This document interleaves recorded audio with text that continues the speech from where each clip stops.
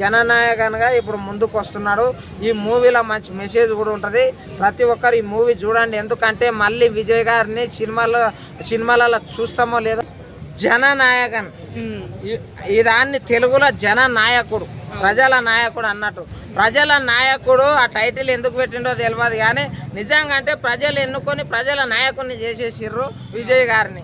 ఆయన ఈ movie release కానికే ఎంత తంటాలు పడ్డారంటే అసలు ఆ సినిమాని మధ్యలోనే కొన్ని క్లిప్పింగ్స్ మొత్తం బయటికి వెళ్ళవచ్చిర్రు కొంతమంది. ఇలాంటివి చేయడం మాత్రం మహా పాపం చేసిర్రు. ఆ పాపమే చుట్టుకొని కొన్ని పార్టీలు ఓడిపోయినాయని నేను అనుకుంటా ఉన్నా. ఆయన నిజం చెప్పాలంటే జననాయకన్ సినిమాతోటి విజయ్ గారు తీసిన ప్రతి సినిమాలో ఒక ఆర్టికల్ ఉంటుంది. ఆర్టికల్ అంటే ఏంది అబ్బా అని అనుకుంటూ ఉంటారు. రాజ్యాంగంలో ఉండే ప్రతి ఆర్టికల్ ఉంటుంది. ఏంటంటే మనము ఒక ఓటును కోల్పోతే, దొంగ ఓటు ఎవరైనా వేసి మన ఓటును కోల్పోయినామంటే ఆ ఓటును మనం తిరిగి ఎట్లా తీసుకున్నాలి అనేది ఒక సినిమాలో ఉంది. అది ఏం సినిమాలా? సర్కార్ మూవీ అనుకుంటా. ఆ మూవీలో ఉన్నది.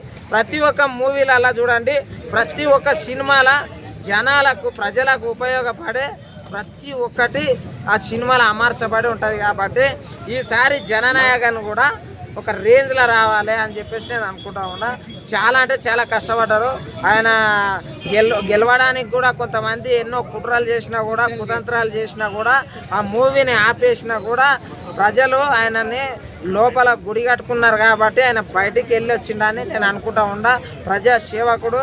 ఇంకోటి సీఎం సంగతి పక్కన పెడదాము. సినిమాలలో కూడా ఇండస్ట్రీలో ప్రతి ఒక్క ఇండస్ట్రీలో ఆయనకు మంచిగా జెన్యూన్గా మంచి పేరు ఉన్నది.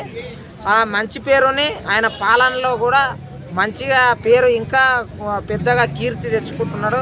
చాలా మంచిగా అనిపిస్తుంది. లేడీస్కి కూడా మొన్న ఒకటి అమలు చేసిండు. ఏంది తెలుసా? లేడీస్ ఇంటికి పోయేటప్పుడు, ఫ్రీ బస్ కాదు, ఇంటికి పోయేటప్పుడు పోలీసులు రక్షకులు కాబట్టి రక్షక భటులు వాళ్ళ ఇంటికి పోయేదాకా వాళ్ళు ఎంబడబోతున్నారు. అంటే ఎంత మంచి పని అండి. చాలా బాగా ఒక అమ్మాయి వీడియో తీసి బయటకు ఓపెన్ చేసి పెట్టింది. చాలా మంచిగా అనిపించింది. ఇక సినిమా లెక్కలకు వస్తే జననాయకన్ మాత్రము చాలా అంటే చాలా ఇబ్బందులలో పడి రిలీజ్ అవుతున్నది.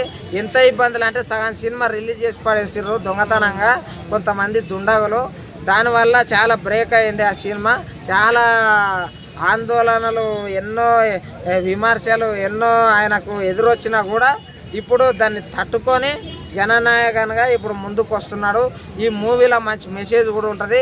ప్రతి ఒక్కరు ఈ మూవీ చూడండి. ఎందుకంటే మళ్ళీ విజయ్ గారిని సినిమాలలో చూస్తామో లేదో మనకు తెలియదు. ఎందుకంటే ఆయన ఇప్పుడు ఒక సీఎం అయిపోయిండు, ప్రజల సేవకుడు అయిపోయిండు. కాబట్టి సినిమాలకు మళ్ళీ చేస్తాడో లేదో తెలియదు. ఈ సినిమా ప్రతి ఒక్కరు చూసి ఇంకొకరు చూడాలని చెప్పండి. అర్థమైందా? ఓకేనా?